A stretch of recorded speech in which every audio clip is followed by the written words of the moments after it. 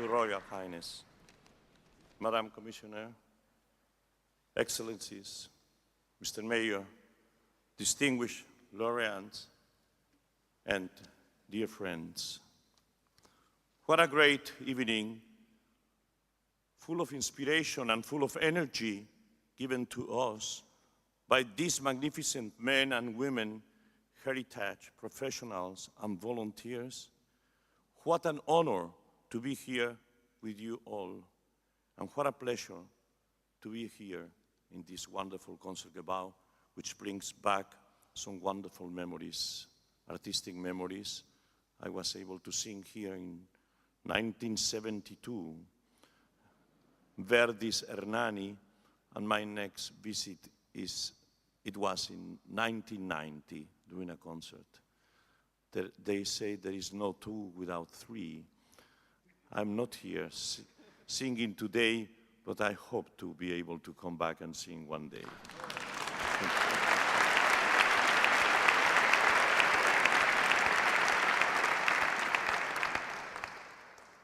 I just want to express how proud I feel for the honor that has been just given as a great gift to me to be the president of Europa, Nostra. At the beginning I doubt because I didn't know exactly what it was about. When they explained to me all the wonderful things that they were for many years happening, I said yes, and I asked some conditions, and the conditions, they were only that I was hoping that some of the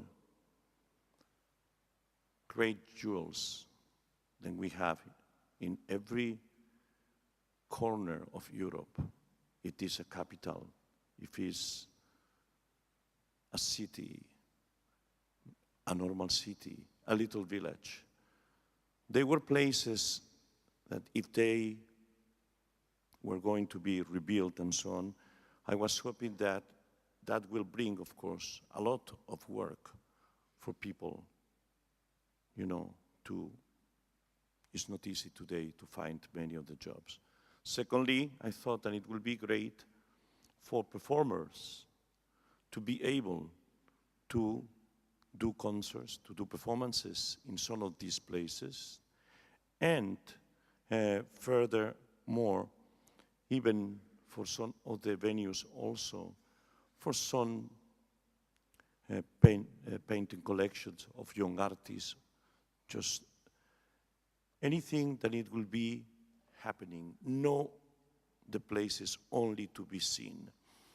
And what a surprise when I have seen, besides all the great things that the great artists across the centuries they have left for us, we need to do something with them, but all the things that we have seen today, the diversity of facts that this organization really help, I think is amazing, is very moving, and I just want to thank to all the people present here for Europa Nostra for the big effort. And since it is my first year, I'm very happy to belong to such an organization and to continue working. But this Concertgebouw is really a heritage building in top condition, beautiful and well maintained by people who love it and cherish it. Alas, not every theater or concert hall is in such good shape.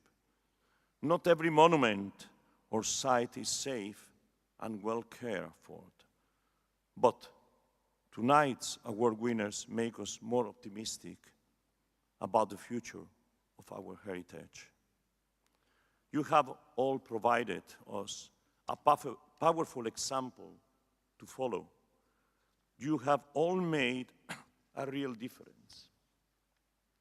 Tonight, I also wish to pay tribute to the European Commission through you, Madam Commissioner.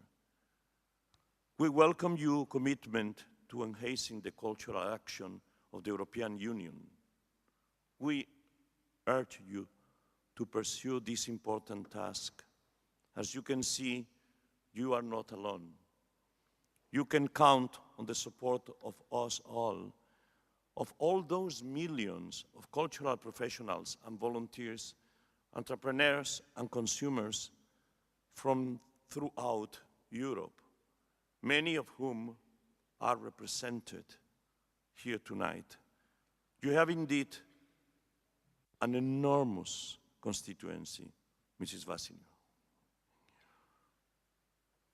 Tonight, we have so many reasons to celebrate, so many reasons to be proud about all those remarkable human achievements which have received an award. Yet, please forgive me if I feel the necessity also to express some serious concerns, which probably they have been increased today. And I know that many of you share these concerns. In these times of economic and financial hardship and cuts in public expenditure in many fields, including health, social security, and education, do we not hear much too often that culture is a luxury? That it costs too much money? That it places too heavy a burden on the taxpayer? Precisely in these difficult times, we should not be focusing our attention only on the price of culture. Today, more than ever, we need to recall the value of culture. Only 10 days ago, the European Convention of the Value of Heritage for Society, the so-called Faro Convention, entered into force. This document, adopted under the auspices of the Council of Europe, convincingly demonstrates the multiple benefits which cultural heritage brings to our society. Cultural heritage has first and foremost an intrinsic value for our sense of pride and sense of belonging, our identity, our memory, for the well-being of our society. It brings meaning, quality, and beauty to of our life. Culture can even have a healing power. I have witnessed it personally so intensely during my recent performances in Japan. In the aftermath of the devastating earthquake and tsunami, they were asking me if I was going to go to perform in Tokyo because many artists, they canceled the trip. I never doubted. I said, my intention is to go until you tell me differently. If you tell me, the government tells me then it's a danger to go, I won't go. Otherwise, I always do what I have to do. I follow my destiny, and I think that it is an obligation, since I have a privilege, to be able to move people like many, many of the artists in the world, move people and make them forget about their problems, even if it's for hours. Could be a public of 1,000, 5,000, 10,000, millions if it's in front of the television.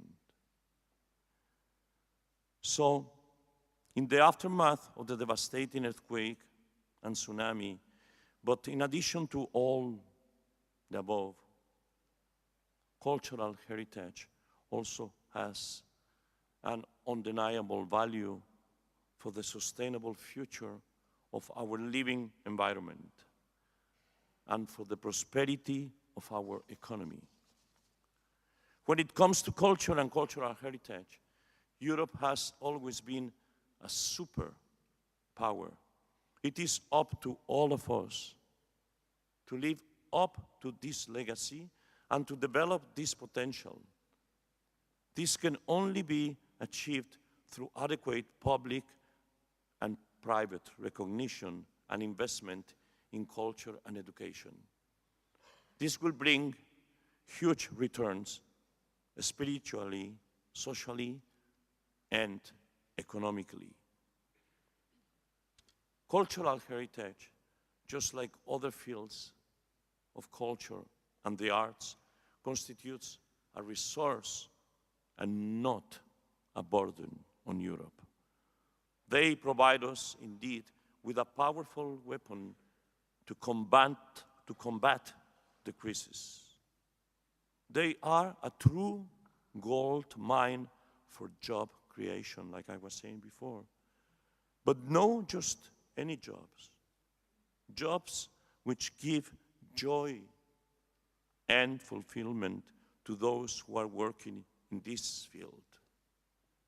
Look to our laureates. Look only all of them, and you will see how many hours of joy, dedication, no doubt, difficulties, trying to do it, and obstacles. But they are here, they are being recognized, and they know that what they have done, it means so much for us. It means so much for Europe and also for the world. But also jobs that give joy and fulfillment not only to Europe's citizens, but also to the millions of tourists from other continents who visit our historic monuments and sites or go to museums, concerts, theaters, etc. Recently, cultural organizations in Europe started a campaign with a symbolic title, "We are more." We are indeed more than the sum of our parts, more than a mere sum of historic monuments and sites of Europe, more than the sum of jobs created in the cultural field, more than the sum of cultural consumers or heritage volunteers. We are the soul and the spirit of our Europe. And no price should be too high to preserve this soul and this spirit, and to let it flourish as a source of joy and inspiration for the new generation of proud and responsible citizens of Europe and indeed of the world. Thank you, ladies and gentlemen.